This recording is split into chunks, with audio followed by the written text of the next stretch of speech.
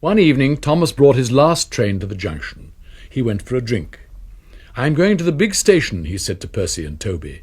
"So are we," they answered. "Do you know," Percy went on, "I think something's up." Toby looked at the sky. "Where?" "Down here, silly," laughed Thomas.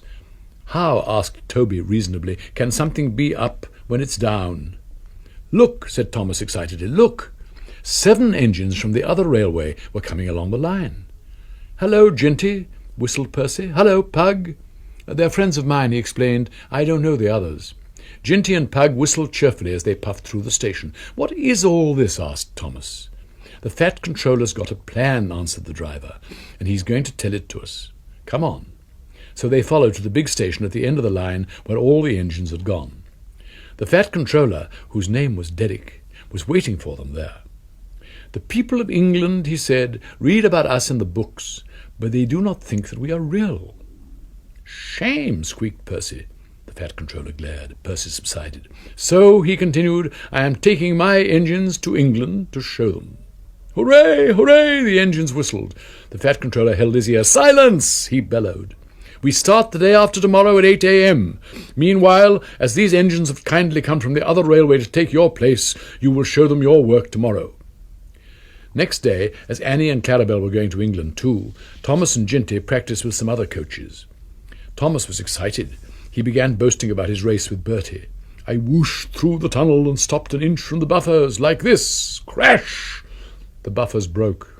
No one was hurt, but Thomas's front was badly bent. They telephoned the Fat Controller. "I'll send up some men," he said, "but if they can't mend Thomas in time, we'll go to England without him." Next morning, the engines waited at the junction. Toby and Percy were each on a truck, and Duck had pushed them into place behind Edward. Henrietta stood on a siding. The Fat Controller had called her a curiosity.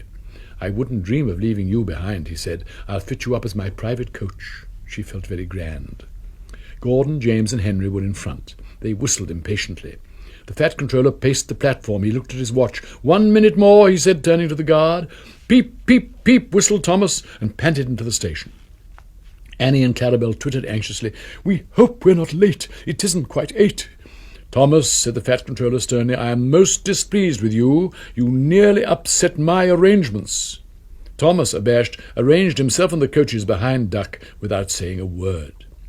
The Fat Controller climbed into Henrietta. The guard blew his whistle and waved his flag. The engines whistled, "Look out, England, here we come," and the cavalcade puffed off. The engines stood side by side in a big airy shed. Hundreds of people came to see them and climbed in and out of their cabs every day. They liked it at first, but presently felt very bored and were glad when it was time to go. The people along their line put the flags out and cheered them home. "We're glad to see you," they said. "Those others did their best, but they don't know our ways.